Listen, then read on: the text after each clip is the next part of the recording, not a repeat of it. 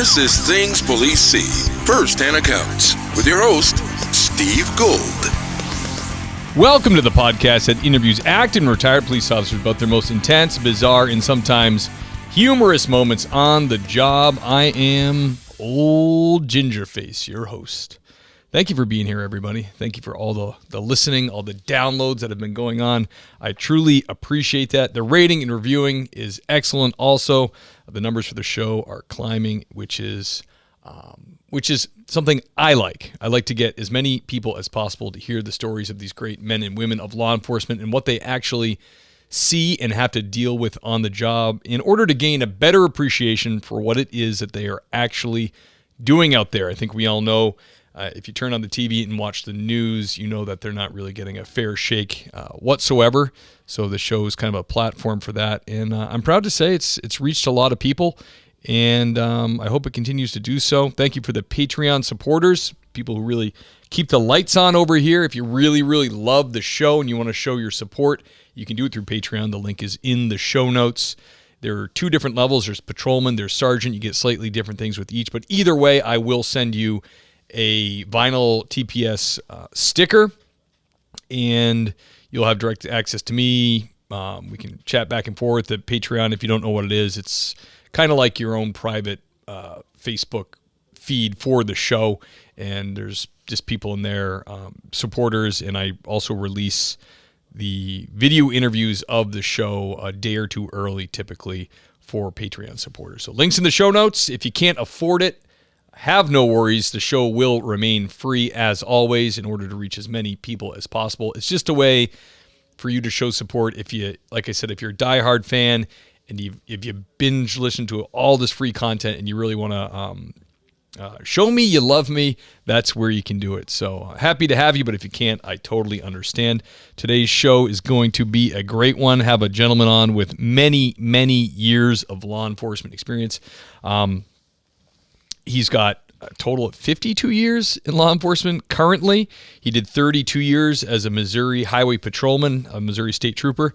He then worked, after he retired from there, he worked as a reserve for almost 4 years, then decided to run for sheriff and did that for 8 years, then thought he was going to leave that, but the incoming sheriff decided he needed his help, wanted him on board, so he came back in and did a bunch of years there.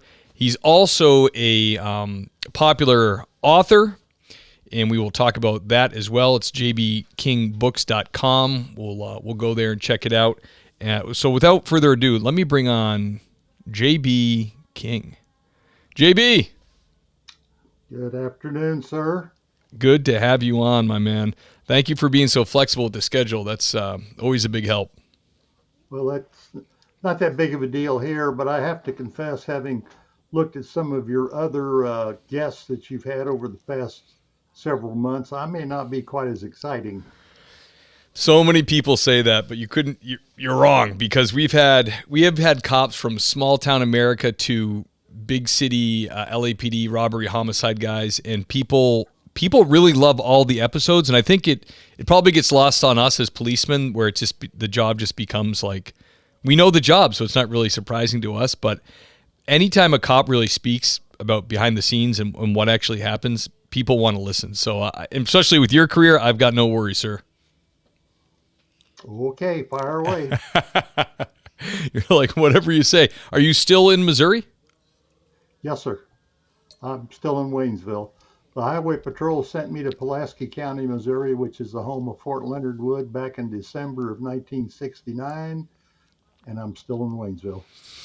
The infamous Fort Leonard Wood. I've heard so much about from the last few guests on here.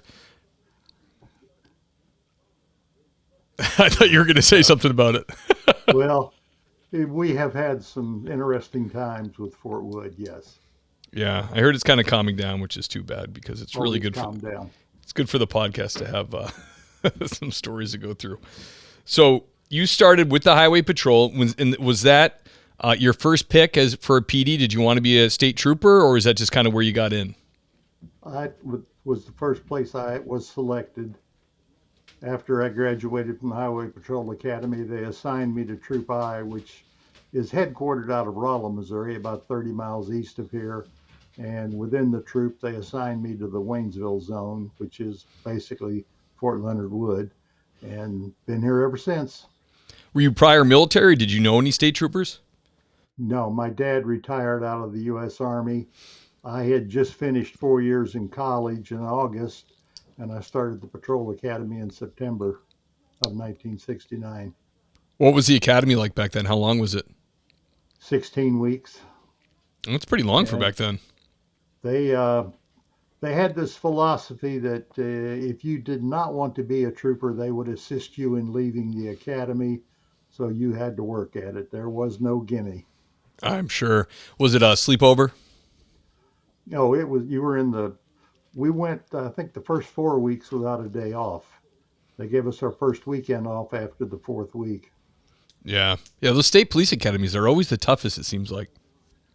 They were rough.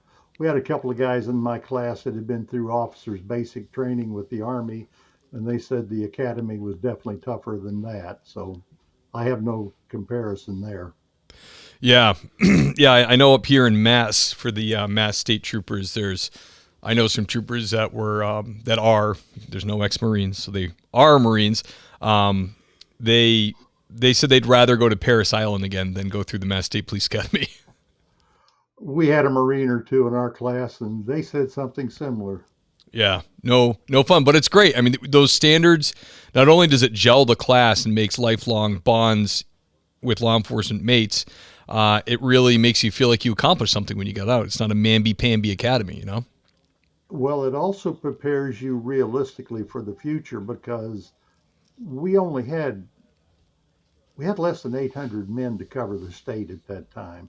So you were going to be out there by yourself, 30 miles from nowhere, depending on backup from a county or a city PD, which may or may not have been in a position. So you had to learn how to stand on your own 2 feet and take care of business. And Yeah. the academy was pretty well geared to that.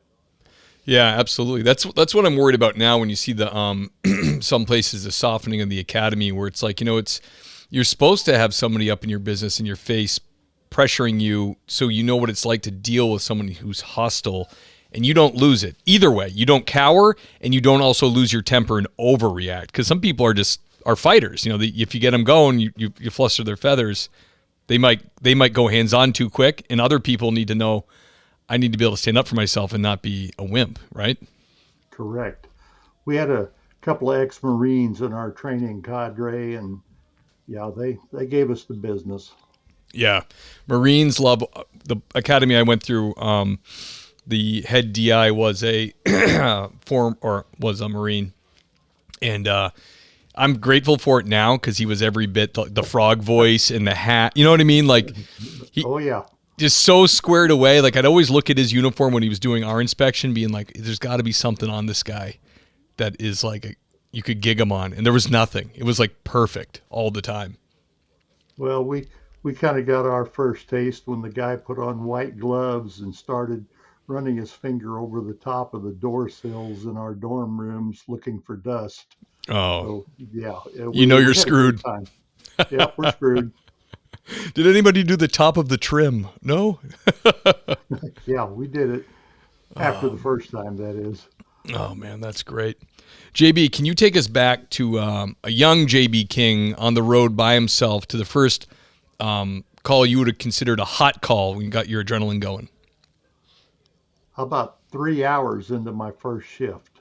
I'll take it. Now, you have to understand that here in Pulaski County at that time, there was quite a lag in law enforcement around here.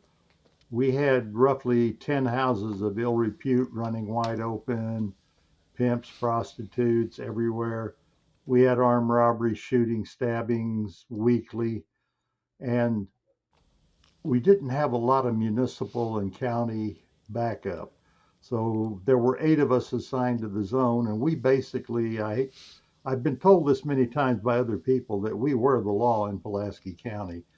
Now, typically, as a state trooper, you think we're going to be working wrecks and giving out tickets. Well, we did do that, but virtually every shift we would hear a municipal officer or a county officer tell their dispatch that send me the state. I need assistance. And we literally got into every crime that you can think of.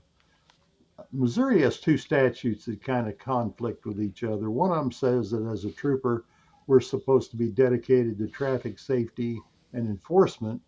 But then another statute says we have the authority to investigate any crime of any nature anywhere in the state. So you can't get much broader than that. Right. So we handled everything. Yeah, absolutely. So to answer your question, having kind of put the background in, my FTO showed up to pick me up at a little before 4 p.m. on my first day, January 1, 1970. And 3 hours later, we find ourselves at a disturbance at a garage out in the county. And as soon as we pull up in the parking lot, got about 7 guys charging us. 2 of them have bloody heads. And when we got out of the vehicle, they all went to the senior guy and ignored the rookie, which was fine with me, until one of the guys came over and told me that there was another fella inside the building holding his friends at gunpoint. Oh, geez. Now, when we, or I should say, when my FTO picked me up, his words to me were, "Stick to me like a shadow. Don't leave my side." So he's surrounded by people yelling and screaming, and like I said, 2 of them had bloody heads. And this guy's telling me a man's inside with a gun. So I went inside and disarmed him at gunpoint. And when I told him to put the weapon down, he immediately complied. So, in that sense of the word, it was really a minor situation. But it kind of drove home later on that night the whole idea of what we were getting into, or what I was getting into. In the academy, they teach you all the disarming tactics and the defensive tactics, and they give you lectures on officers being shot. Sure. And it all really didn't seem all that real until, yep, here we are with guys all around us, bloody heads. Guy's got a gun, walking into a hostile situation. But it turned out in the end that it really wasn't that bad, because the man with the gun was actually the owner of the business who was defending himself. He was well known to all the troopers, but being the 3 hour on the job rookie, he had never met me and I'd never met him. So we started out kind of bad, but we ended up as friends before the year was over. So really the first hot call really wasn't that hot, except for the fact that, what did I get myself into? Was I Yeah. thinking when I signed up for this job? Yeah. Was I? It kind of brought all the academy realism and stuff to the front. And we can't use that word on here, but it was one of those, oh, you know what moments. Yeah, absolutely. And I that is a very hot call, especially for your first 3 hours. I mean, Yeah. now you said that brought it all to the forefront of your mind of like, wow, this is for real. Did you ever have any second thoughts, or did you think like, oh my gosh, if the first day was like this, what's the next day or what's the next month going to be like? Was there any doubt in your mind? I had thoughts along those lines that night. I had a little trouble going to sleep that night, but I finally decided that I'd went through 16 weeks of hell going through the academy, and I wasn't going to give up that quick, which again is a reflection of what the academy drilled into your head. So we were off and running the next day and kept on trucking. Yeah, I feel like if a cop quit every time he had those thoughts, there'd be no cops. Like Oh, every cop's gonna have those thoughts. amen, brother. Yeah, absolutely. I mean that's insane. So when you get the whole thing sorted out, you get the guy disarmed and the whole thing. Did you take him into custody, or did you guys kind of just separate the parties and figure out who the bad guys were? We separated the parties, and by that time my FTO was in the building, and he of course knew the owner. It was a towing service that towed cars from our wrecks all the time, so they're on a first name basis, so it didn't take long to get it sorted out. Were these bikers? No, they were GIs. Oh, really? Yeah. Wow. Would he tow one of their cars or something? I can't remember what the original dispute was over. Sorry. Yeah. I, That's I'm crazy sure to it wasn't. I'm sure it probably was something along those lines: a towed car, a car bill, won't release your car. We've responded to that call hundreds of times at wrecker services, so it's a routine call, so to speak. Yeah, it sounds like that situation, especially in the time it was, you probably pick up the phone to the base, call the sergeant, and be like, there needs to be some reprimands here and just get rid of them. Well, we did do that a few times, but the reprimand that night was the FTO who took me over in the corner after it was all over and chewed me up one side and down the other for leaving his side. And I, of course, tried to explain myself, and it was, no, shut up, I'm talking. Yeah. And that went on for a couple of minutes, and then he started slowing down, and you could see him thinking. And after a couple of minutes, he finally, oh, well, under the circumstance, oh, hell, you did it right. Try to stay as close to me as you can in the future. Yeah, yeah, that's fun. So That was we got along just fine after that. yeah, yeah. I mean, geez, he almost knew right off the bat he could trust you under an extreme circumstance. So that's doesn't get any better like than that for an FTO. Yeah, well, the bad part about our program, the FTO program back in those days, was the fact that you never met your rookie until he got assigned to the zone. The current FTO program, I've been out for several years, but I believe they still bring the field training officers into the academy and they get introduced to the kid they're going to be breaking in. So they at least have a chance to spend a few minutes and get some kind of an idea what the other one looks like and maybe thinks like. Right. Yeah, a little bit of something there. Yeah, it's amazing that I think the geez, it feels like the state police for the longest time in a lot of states would do they'd have a up in the Northeast we just called them like, oh, that trooper's got a boot with him. And the boot was like they wouldn't talk, they wouldn't talk to you unless the guy said that they could talk to you. Like they were very much controlled and very very quiet, but they never even called it FTO. It was just the boot with the senior trooper getting kind of broken in. And then all these FTO like these officially designated FTO programs kind of sprouted out the last 20, 30 years. Well, we called it a field training officer almost from the beginning. Oh, So, wow. yeah, You guys were ahead of the curve then. I think we were in some respects back then, but then again, you have to remember I'm 76 now, and the old memory is a little bit foggy here and there. I'm 44 and my memory is a little bit foggy. Yeah. So I can feel you. JB, can you tell us about a strange or bizarre thing you dealt with in your career? Well, in your flyer, you said strange, bizarre, or intense, and this would come under the heading of I don't know, strange, bizarre. I'm not sure what to call it. We had a report one night that two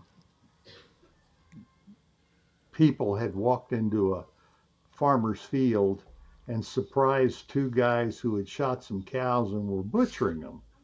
And these passerbys scared the two bad guys off.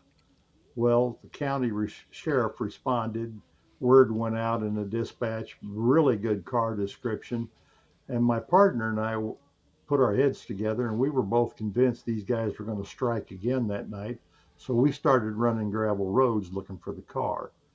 And I just happened to be going through the town of Waynesville, heading for my next gravel road. And at the time, I was talking on the CB radio to a local gentleman that I knew when he broke off talking to me and started answering somebody else. And a minute later, he tells me that a friend of ours had just surprised two guys in his field with cows down, and he was chasing them toward the end of a lonely rural gravel road that dead end, or a blacktop road that dead ended at gravel. Oh, wow. And a minute or so later, he passes the word that these guys have wrecked. And then a minute or so later, he passes the word that they pulled a gun on him and he got the heck out of there. So about 4 minutes later, I find myself on that scene. We're out in the middle of nowhere. It's pitch dark. It's about midnight. And I mean, there's no houses. This is a deserted rural area all the way. I jump out of the car, take about 2 steps, and the hair on the back of my neck went up just like a dog's. It had never happened before, and I found myself in a ditch immediately, sheltering, looking around, nothing in sight except the wrecked car. And I stayed in the ditch for several minutes until backup and several interested people who had been listening to the CB radio traffic showed up, and I finally forced myself to get out of the ditch. And we didn't quite know what to do next because we had no clue where these guys might have gone. And we were surrounded literally by hundreds of acres of just woods. So things kind of came to a head when we looked down the road, and here comes two guys walking up the road. And as they approach us, one of them yells out, "We're the guys you're looking for." Mm. So, long story short, my partner took the older gentleman into custody because he was drunk, and we had an admission that he was driving. Plus, the farmer that reported this originally had seen him driving, so we made a DWI case on him. I took the juvenile and started questioning him. And to make a long story short, he took me into the woods about 80 yards from where my car was parked, and there's a big log laying down, and on top of that log is a rifle pointed right at my car. And he's telling me Jeez. how Uncle was trying to get a shot off at me when I first got out of the car, but I kept ducking down into the ditch, and Uncle couldn't get a shot off. What? Yeah, I had Damn. never had the hair on the back of my neck stand up before, and I've never had it since. And I have faced many people with guns pointed at me, and I've been in the dark many times with people that I knew probably were armed, and it never happened. But that particular night, I took 2 steps out of the car, the hair on the back of my neck went up, and I hit the ditch. And the only thing I can tell you after that experience is if it ever happens again and the hair on my back of my neck goes up, you'll find me over there behind cover or down in the ditch. I have no explanation for it. Damn. What was the point of this? Why were they just drunk and having a good time killing cows, or was there any motivation? Well, no, they were butchering cows to take them. As a postscript to this, after we put everything together with the deputies who had investigated the first cattle killing call, we figured out that in between the two events, these guys had gone back to a trailer in a rural part of the county. So we went to visit the trailer. And the trailer turned out to be occupied by a GI who was the brother of the guy who was trying to shoot me, and the father of the juvenile. And while we were standing there talking to him, we're asking him if he knows anything about cattle, being killed and butchered. And he's kind of, what's beef? I don't know what beef is, playing dumb. But What's in a the middle of cow? all this, while the deputy was questioning him, I happened to glance over, and on the counter was a big roast that they had had for dinner, Mm. and the end bone of the roast was sticking out. And these guys had been cutting the cows up with a hacksaw, which was leaving a curvy wave on the bone of the uh, cows they had down in the field. Excuse me. And on the hindquarter they had in the trunk of the car when they wrecked it. So I kind of ran my finger over the end of the bone and told him, well, we're looking for beef with a cut about like this. And he suddenly remembered he had about 50 pounds of it in his freezer. So since we were off the public highway, the deputy stepped up and said, okay, you're mine. And we took him on a misdemeanor possession charge. Really? So back when you were investigating that, can you remember is killing a cow now? If you were doing this, what you described, it would be like animal cruelty, 5-year felony. There would be destruction of property, theft, all that stuff. When you were doing it, it was probably just straight up theft, right? It was probably nothing else. Uh, Theft, and there was a provision for theft of animals, so we could get them on 2 charges. I got you, but no felonies really. Oh yeah, they were felonies. The guy who tried to shoot me ended up with 15 years in the state pen. Okay, yeah, okay, good. Yeah, I totally discounted Yeah, that part. we won. Yeah. Oh my goodness. And were these guys like? Was this an operation to make money, or were they just using it to sustain themselves? I think to sustain themselves, and I think the drinking played a major part in it too, because Uncle was pretty wasted. Yeah. Man, that is a bizarre one. That is Yeah, weird. I forgot to mention that when my partner took him into the zone office for the breathalyzer, there was a little fight, and Uncle had to be subdued again. So, yeah, he was wasted. Uncle had a little mishap, fell down a few times. Did he? Well, back then Tune him you, up. you could you could do business, and it wasn't really frowned upon. Right. Yeah. No, I totally get it. Um, um, JB, can you tell us about a your most intense or terrifying call that you went on? Well, it's intense. We had a we had a murder one night.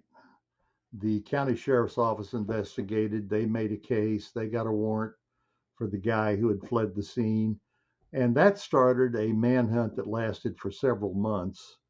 And this guy kept breaking into houses. He eventually shot and killed two more people in an adjoining county. And things were getting pretty hot. We Law enforcement had established a command post at the home of one of his victims. The guy was a widower who lived alone, and the family gave him permission to do the command post there. So we had probably 200 or so officers every shift from Wow. different departments looking for this guy. And then, right in the middle of all this, one fateful day, when the manhunt was in progress, I was the senior supervisor on duty that day, which sounds great, except there was only two of us, myself and a trooper. So Right. we were supposed to handle the routine calls and assist the manhunt officers if needed. And so all of a sudden, this armed guy walks into a bar just outside of Richland, Missouri, starts waving a gun around. Everybody runs for the hills. And the call comes out as this was our murder suspect from the manhunt. So everybody and their brother descends upon it, Right. including myself and the only trooper that was on duty. And we both end up at the back door of this tavern looking in the door. And we find the gunman standing there holding a gun looking right at us. And that started a 19-minute nightmare because he repeatedly pointed the gun at us and threatened to blow our heads off with a few adjectives thrown in. He did that probably a dozen times, and we showed great restraint in not firing, maybe too great. I've still got second thoughts on this one. Is that because But there was not a safe backdrop or something, or you just didn't feel no, like he was going to shoot? no, we were at the back door. We had a clear shot at him. He was standing behind the bar in the tavern. Nobody was there.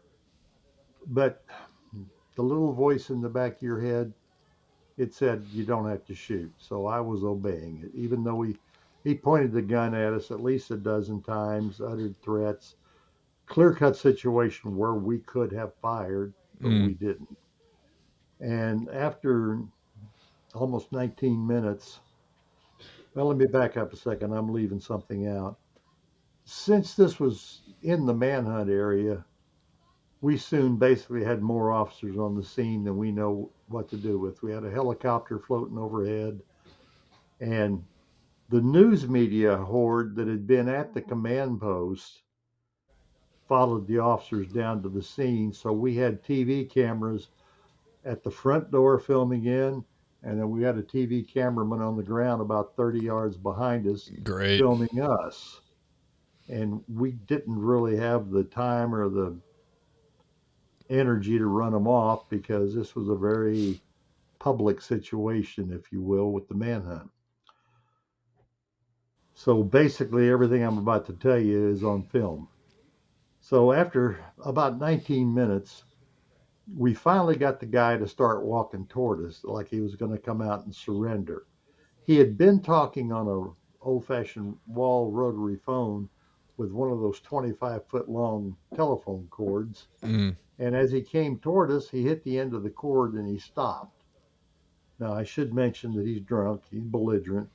But during one of the episodes where he turned around and pointed the gun at us, we got a good look at his face and we realized it was not our murder suspect. This was an unknown person. So that kind of cooled our, I don't know, maybe our desire to shoot or our willingness to shoot. And like I said, when he reached the end of the telephone cord, my partner and I had backed up a couple of steps. And at that point, fate took a hand in things because the wind blew the back door shut and we lost sight of him. The officers who were covering him from the front door told us that when he turned around, he saw them for the first time and he fired 7 shots at them. Wow. They of course, hit the ground, scattered, ducked, and he jumped back behind the bar to load another magazine. We opened the rear door, looked in. He's loading a magazine into the pistol, and the next thing I know, I'm laying on top of him, and we're fighting for the gun, what's on the floor underneath us. And here's the bizarre part. I have no memory of charging him. Never have had, doubt that I ever will. And that's Yeah. despite the fact that the cameraman on the ground behind captured the whole thing. And when I called the news team, they were gracious enough to send me a copy of the footage because, frankly, this drove me crazy. I'd prided myself on my officer safety techniques for quite some time. And here I had just literally run down the barrel of a loaded gun and tackled him. And all the other guys on the scene were asking me why I did it. And I couldn't answer that one because I didn't remember doing it. Wow. Yeah. It's it High yeah, stress situations, those things happen. high stress. I'd like to say I blanked out, but I don't know what. And it drove me crazy because you don't go charging down the barrel of a gun if you want to stay in law enforcement. It's not the correct maneuver. Right. And I was going nuts till I got that film from the TV station.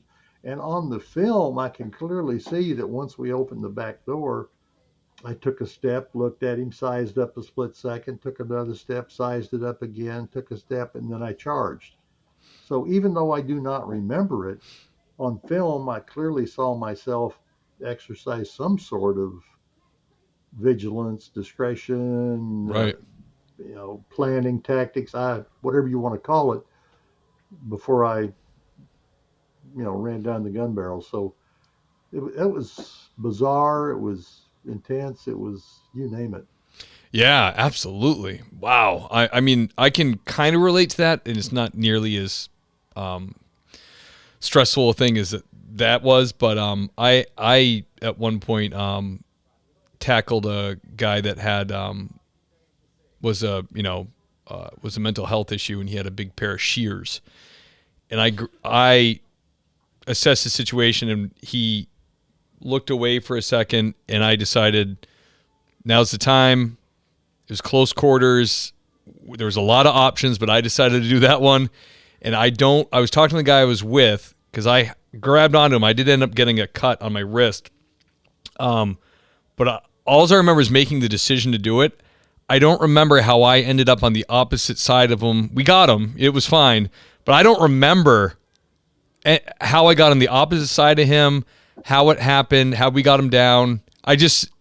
And it's funny you said that because I just kind of have this hole in my memory, and the other guy who came in second remembers, but I don't really remember because I was really stressed out about it. I was like staring at the shears, staring at him, and I made the decision, and then there's just holes in it. I think just blocked it out. Yeah. Well, in my case, the TV crew that was filming through the front door would not send me the footage, but I copied what they put on the TV off the, TV, and they clearly showed a silhouette of the guy. He's waving the gun around, and then you see me come in, and you see me bring the butt of a shotgun down on him, and then we all disappear down on the floor. So basically, I charged him, butt stroked the gun out of his hand, and then drew a 15-yard penalty from the NFL for roughing the passer when I hit him on the floor. And then we fought for the gun underneath us. And one of the other officers, my partner at the back door came running in behind me, and he was able to get the gun out from underneath us. And by that time, there's 5 or 6 officers trying to crowd in behind the bar. So, we had it won at that point. That's some But Clint Eastwood stuff right there. I do not remember any of it. And Yeah, what's killing me still yet is the fact that I look at this film footage every once in a while and I still don't remember it. And I'm watching it on film. that's crazy. Yeah. Yeah, like you said, the intense, almost a blackout. Yeah, the mind does incredible things, doesn't it? Yes, it does. That's crazy. That's a good one. Wow. I can't imagine that it's like, they say that's why police officers can have a shorter life is because you're, not everybody, but a lot of the majority of police officers, if you run your body on nitro like that too much, it just cores you out, And like a situation like that went on for that long, having your heart rate up where it was for that long, having the adrenals going for that long is like that's a major taxing on you. Yeah, Big I time. agree. Yeah. Fully agree. JB, can you tell us about a situation that you would consider heartwarming or positive? Well, as a trooper, I responded to a lot of car wrecks, would get there ahead of the medics, and I made quite a few medical decisions, so to speak, at the scene and rendered different first aids that had a profound effect on the victim. And, that gave me the warm feeling. And we recovered a lot of stolen property that we returned to the owners. That gave me the warm feeling. And then, of course, we made the criminal cases. The victim was killed, and we were able to give his loved ones a measure of justice because we made a case on the guy and convicted him, and that gave me a warm feeling. But when I read your question on the paper you sent me, the first one that came to my mind is such a minor one. I almost hate to tell this story, but I was on a day shift in St. Robert, Missouri, and I had a car go by, and of course he hits his brakes when he goes by me, and he's got a tail light out. So long habit had taught us that if you do 10 traffic stops for tail light, headlight out, you're going to get a no driver's license or you're going to get a warrant. Right. You do 10, you're going to get at least one. So I stopped, and besides, it's traffic safety. The 3 E's of traffic safety: enforcement, education, and engineering. Well, this is enforcement. So stopped him to tell him his tail lights out, and he does not have a driver's license. We're talking a young black male, about 24, 25, Mm-hmm. and in a uniform of a local business mechanic. And so I cited him for no operator, sent him on his way. And about 3 weeks later, I look up and he's driving by me again. So I stop him again, and no operators. So I write him a second ticket. And about 2 weeks later, I look up and here he comes again. So I stop him again. And this time I kind of got on him, why aren't you going down and taking the driver's test like I told you to? And he starts giving me some BS excuses. And wait a minute, that's not ringing true. So I started almost boring in on him like he was a murder suspect. And he finally hung his head and said, "Well, sir, I can't read or write. There's no way I can pass the driver's test." I told him, "Well, you're wrong.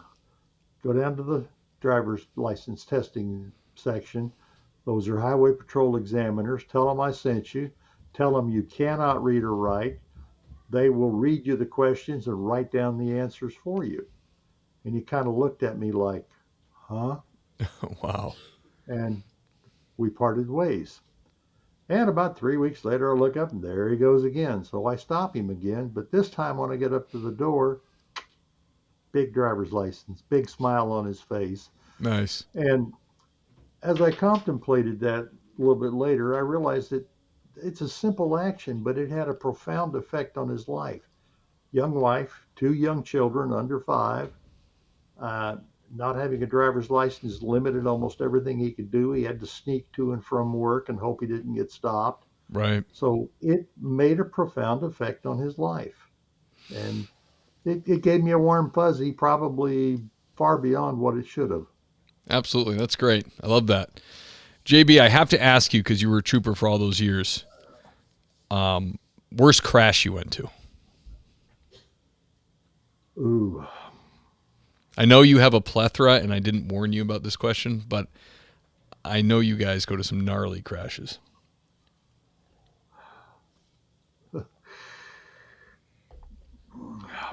Probably one of the worst ones. We had a pursuit in progress. Drunk driver going the wrong way on I-44. He comes around a curve into a big rock cut. I'm paralleling him in the eastbound lane. He's going east in the westbound lane. I've got my red lights going. I've got my spotlight on his car trying to warn the oncoming cars, and he nails a family of four head on. Oh, So I'm on the scene literally within seconds. Uh, Mom was driving, checked her pulse. She's pinned in the car. They hit so hard the engine literally jammed up into her abdominal region. oh, It broke free from the mounts. She had a strong pulse. Dad is on the other side. He's pinned in. He's in agony. Back seat has two kids, a 7 or 8 year old girl and a 5 year old boy. I get the girl out and get her over to the nearby embankment. Go back to get the little boy. He's dead. I get him out. Go oh, back to check on Mom. It's probably been maybe 60 seconds since I checked on her with her fast pulse. When I first got there, and she's now deceased. oh my It took goodness. the fire department probably 35 minutes to cut Dad out of the car. His pelvis and both legs were broken. So one of the heartbreaking things about that one was it was the 5 year old's birthday. They were Oh, going to grandma's house. They had a big sheet cake in the back seat between the two kids with blue icing. The kid had They weren't restrained, so the kid ended up landing in the icing, and so he's got blue icing all over him. It's scattered everywhere, and he's dead. oh, So yeah, it sticks in your mind. You can't get rid of it. oh, JB, I'm sorry. That is a brutal one. Man, how was the suspect? Fine. Oh, of course. Yeah, probably jumped right out, took off on you. No, he didn't. Okay, he wasn't quite that fine, and we got him. Like I said, we were in a pursuit. There were three officers behind him, and I'm paralleling him. So we had him in custody in 60 seconds. Yeah. What year was that? Like how? What year were the cars? Oh Lord, it would be mid 70s, Yeah. maybe 78, 79. I really don't remember the date. My dad tells me that all the time when he was on the road when he was new. Because now we'll go to, I've said it before in the podcast, but I'll go to like a rollover and everybody's standing out of the car and they're like, hey, can I crawl in and get my laptop? Like everybody's fine a lot of the time, not all the time, but a lot of the time, everybody's okay. And my dad has told me before, he goes, Steve, when I started, there were still cars on the road with no seatbelts. The steering columns didn't collapse and the dashboards were metal. Yes, You go to a crash and four people would be dead yes, just because they were like blenders on the inside. yep. Engineering. They've engineered the cars better. They've engineered the roadways with the guardrails and the median barriers and Mm-hmm. everything else better. So enforcement, education, and engineering Yeah. creates traffic safety. Yep. Absolutely. Man, what an unfortunate story. JB, really popular question on the show is advice to new officers or people who are on the fence about getting involved in law enforcement. What would you tell the young person out there today looking to getting into it, or they're in backgrounds, or they're in police academy? Well, I'm crazy enough to have been in it now for 50 plus years, so I really can't badmouth it. I consider it a noble profession.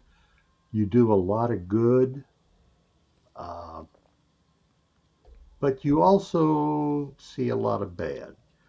If you're going to be an officer for any department of any real size, even a 5 man rural department and you stay with it a few years, you are going to go to scenes that are not going to be very pretty. You're not going to like what you see.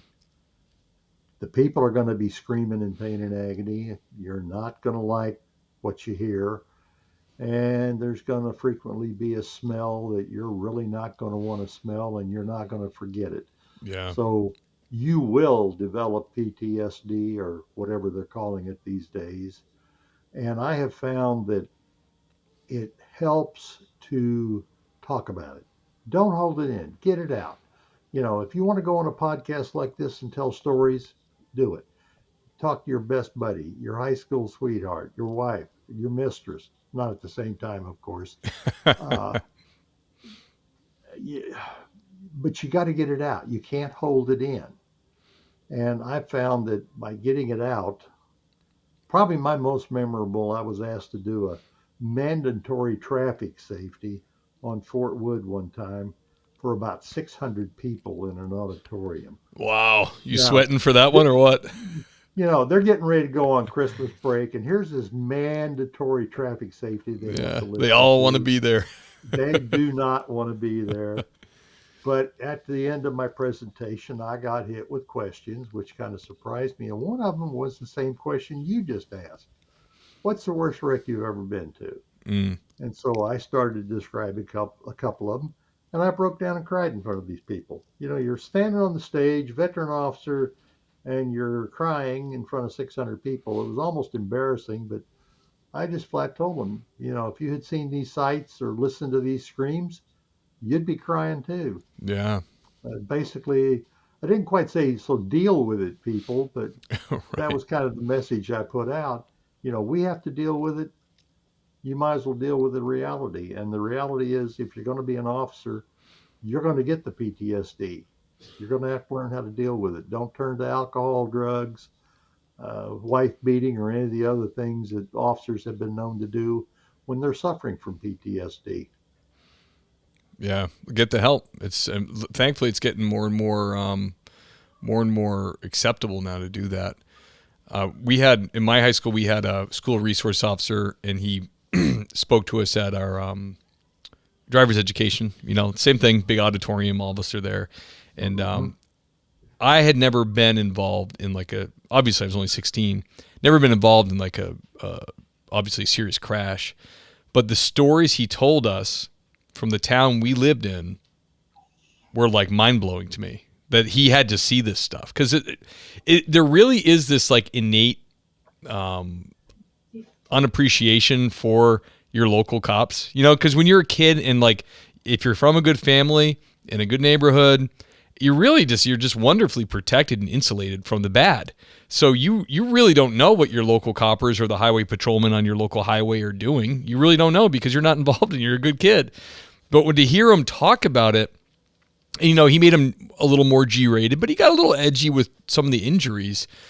To me, that was whoa, that can happen? I think that's valuable for young people to hear that stuff.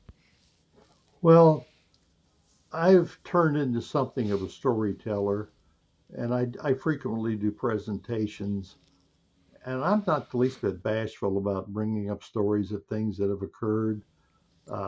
In fact, 2 of my books deal with short stories of law enforcement incidents.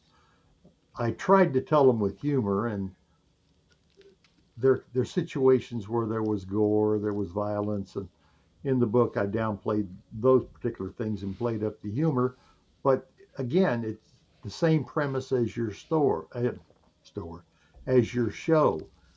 Get the word out to people what officers see and go through, and make us more human to the people that hear these stories. Right. And that was my underlying aim behind those stories. But it also goes back to the advice I just gave you, that are for the new people. You got to talk about it. You cannot hold it in. Yeah, absolutely. Yeah, there's always that old adage out there that people that get into law enforcement were they're bullies, or they were the high school jock, and it's the only job they could get, and they just did it so they could push people around. Though, if that was the case, that person wouldn't last a year with this with the stuff that's required. One of the things I found almost immediately was you could get in as many fights as you wanted to. But at that time, the FBI statistics were pretty simple. 20% of all officers killed in the line of duty were killed with their own handgun after it was taken away from them. So obviously, the fewer fights you're in, the better off you're going to be. So, Right. you know, back then we just called it talking them down. Then later on, it became verbal judo. And now I think the magic word is de escalation. Oh, my. If I hear But that word one more time, JB. yeah, but really, it's just a matter of there's no point in getting into a fight unless you absolutely have to. Now, Right. having said that, for the average person listening, you occasionally run into that person who is determined to fight you, and it doesn't matter what you do, you're going to end up in a fight with him. So you might as well get ready. Right. Yeah. But a surprising number of times, you can talk your way out of it. Yeah, absolutely. Your mouth can be your best defense. Your mouth and your brain can be your best weapon. Heck yeah. JB, tell us about the books, the latest book you have out, Frozen Tears. Well, it is an intense case that didn't help my PTSD any. But basically, in January of 1977, an on duty military police officer on Fort Leonard Wood, driving a government vehicle carrying the government issued 45, did a traffic stop late at night on 4 civilian kids on a double date that were crossing Fort Wood. He told the 2 boys that they were under arrest for a bogus armed robbery that had just occurred off base, handcuffed them, put them in his vehicle, put the 16-year-old girl back between them in the back seat, put the 19-year-old girl up in the front seat with him. And then just before he started to drive off with him, he pulled out his 45 and shot the 2 boys in the back seat of his patrol car. Then he took all 4 of them down to a deserted cabin on the Rubidoux River where he basically sexually molested the 2 girls for about 4 hours. Then he transferred all 4 of them to another site where he shot the 2 girls. Um, the one boy in the back seat was dead. The other one was wounded, and when he took him out, he broke into a run and tripped over a log and fell down. And then he came up behind him and shot him. So the score for the evening was 3 dead and 1 wounded. He buried him in a snowbank and drove off. The surviving girl dug her way out and walked about 6 miles to get off base to a house. Wow. Now, we had about 8 inches of snow on the ground. The temperatures were in the teens and the low 20s, and about a 15 to 20 mile an hour wind blowing. So by the time she got to this house, she was suffering from hypothermia and wasn't making a hell of a lot of sense. Yeah. But the homeowner saw that her clothing was soaked and snow caked, so she immediately started helping her change clothes. And in doing that, she sees that the girl has 2 bullet wounds. Damn. And at that point, call goes out to the highway patrol, and things got a little confused somewhere because the next thing I know, the patrol's sending me south on Highway 17 to check on the runaways, but one of them's been shot. And I get down there and find the car roadside that the wounded girl was in now and get to talking to her and find out I'm dealing with a triple murder by a federal cop. Wow. And it got kind of intense because her first words told us that the MP vehicle had stopped them, handcuffed the boys, shot them all, buried them all. And my first thought was, here we go again. We had just had a situation the year before where a GI from Fort Bragg had flown into Fort Leonard Wood, overpowered a real MP, left him handcuffed to a tree on a firing range, stole all of his MP equipment in his car. Then this guy went to the payroll dispersing office on Fort Wood, picked up a payroll officer and a cash payroll for a company to take him to the company area to distribute. He left the payroll officer locked in the trunk of the stolen MP car, and he flew back to Fort Bragg with, they never would confirm, they just said it was over 50,000 in cash. What's with these Fort Leonard guys? This guy was from Fort Bragg. Okay. So the at the time we had a two-man FBI office on Fort Wood, and between the FBI and the Army's Criminal Investigative Division, they made a case on this guy. And since I was a local trooper, I'd heard some of the details. So as she's describing, this MP stopped him in the car, my first thought is, great, here we go, another impersonator. So I run back to my car and tell Troop I to have the military police command send me MPs, the highest ranking officer they can find, and four-wheel drives. We're going to need them because the bodies she's talking about are on Fort Leonard Wood, federal reservation, and I have no jurisdiction. So I've got to have federal cops. So after I got the message off that I needed help, I go back and start questioning the victim again, and she starts giving me more and more details. And finally, after a while, the 5,000-pound brick falls on my head, and I realize this is not an impersonation. This is a real live MP in a real live patrol car, and I just called the MPs for backup. Oh boy. That was kind of a sobering moment, Yeah. but and then from there it really gets screwy because uh, two carloads of their friends, the victim's friends, showed up. Telephone calls were going like crazy in the background, and they show up to the scene. They're going to follow her tracks in the snow back down to the shooting scene, and I'm telling them, no, you're not. And things are getting kind of tense when finally two carloads of MPs and CID agents show up. And the lead officer was a captain in charge of the 208th Military Police Company and the duty shift officer. So he comes up to me, what have you got? So I start briefing him on the situation, everything that I'd gotten from the young lady. And after a minute or two, some more military vehicles arrived. And he told me to, hold up. I want this sergeant over here to hear this story because he's going to take the CID team down to the scene in this four-wheel drive vehicle. So as I'm giving these two the story, I looked down at the vehicle, and one of the things this young lady had given me was a number off the side of the vehicle. X. She thought it was X327. Basically, it's an accounting number, charge your gas. Your department probably had something very similar, marking the car so all Right. purchases go against that particular serial number. And as I am standing there, I look down and I realize I'm looking at X37. Wait a minute. Ooh. This is the suspect vehicle.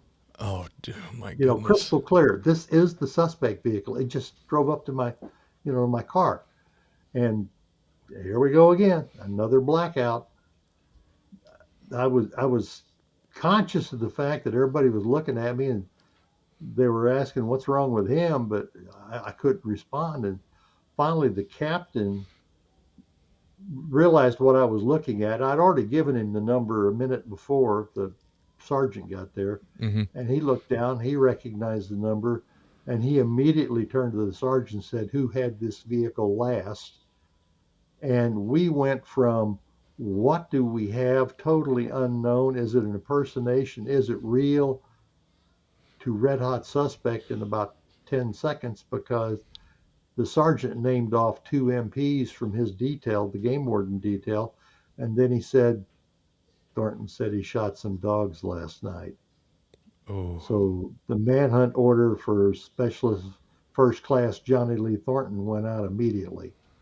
And, Wow. it just, another one of those screwy situations. What would I mean, obviously he's got a screw loose, but I mean he dumped everything in his life down the drain. Well, it's actually worse than that because the previous October in 1976, two other kids went missing on Fort Wood under the same type circumstances. The only thing they had to go on was their vehicle was abandoned on base.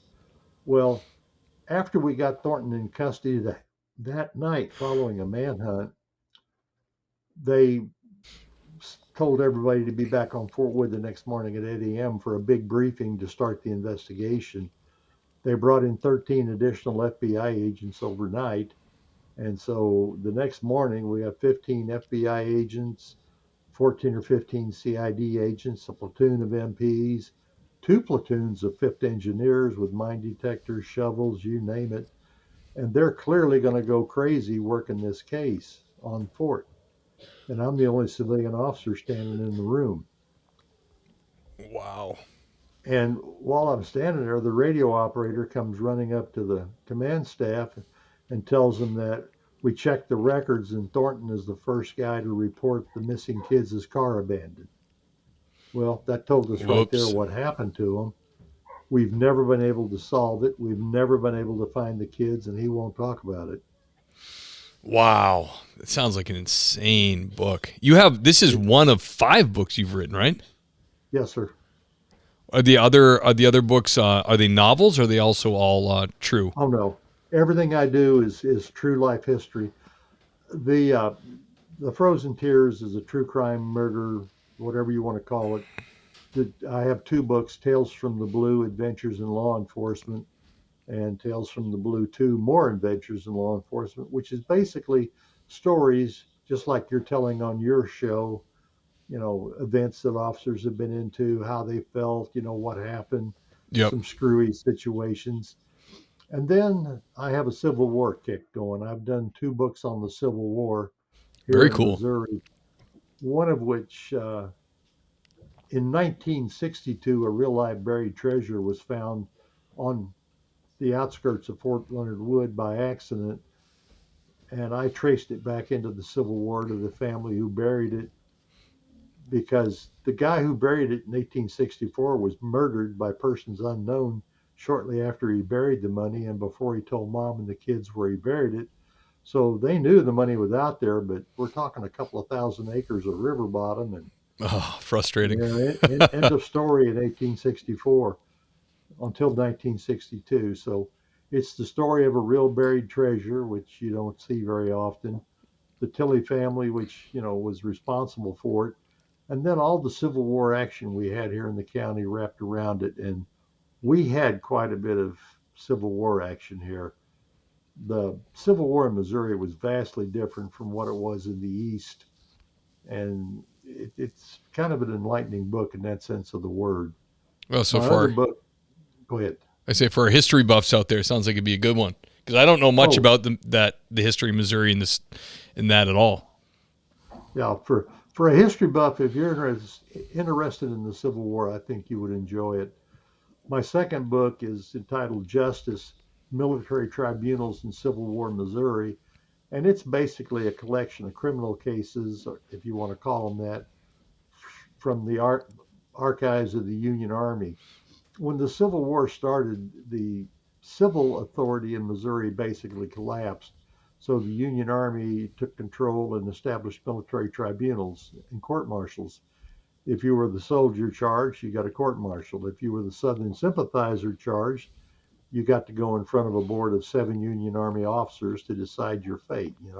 What could be more fair than that? Right. And well, that's what I thought when we first started. But then as I got into this research, I actually found several cases where the Southern sympathizing defendant told the board of Union officers that basically, yeah, I did it. And guess what? I'm going to do it again.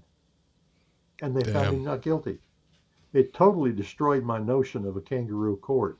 Yeah. And then there was the fact that one of my cases that I found occurred here in Pulaski County.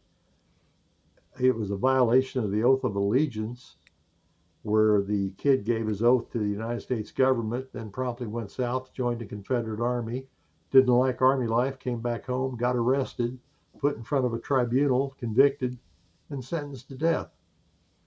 His wife wrote a personal letter of appeal to Abraham Lincoln, and the case went all the way to Lincoln's desk for him to make the final decision, and he spared the kid's life.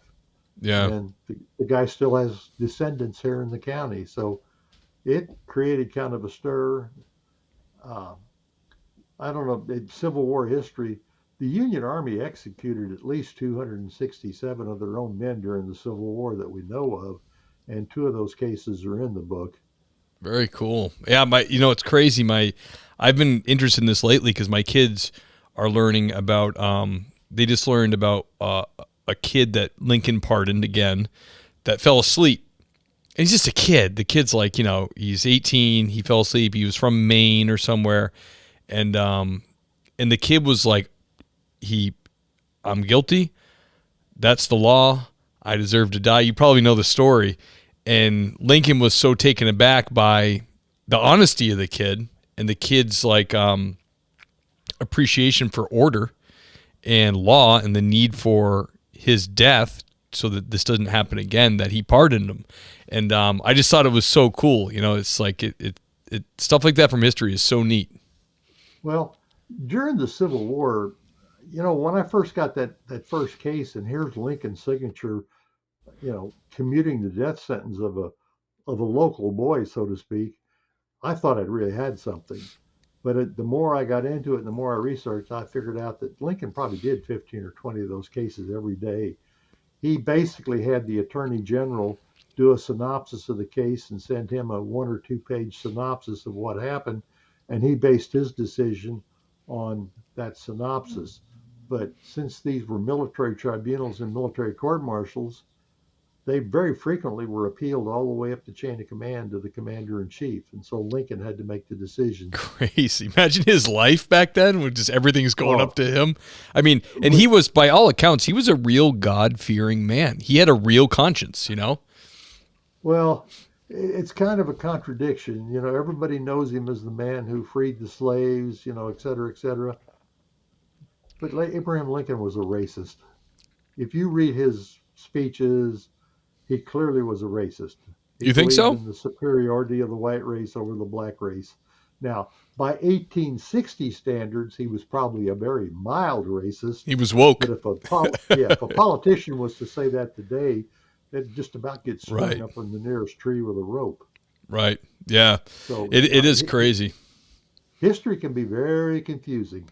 Yeah, it's really, you don't really get a good picture in school. Like you get a little bit, a lot of it is just, and I'm not against it. A lot of it is rah-rah, whatever country you're in. In Canada, you're going to let a lot of rah-rah Canada. In the United States, you're going to let a rah-rah the United States.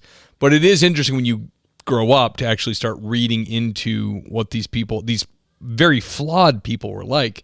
It makes it all the more interesting to me. It's like fascinating. You know what I mean? Yeah.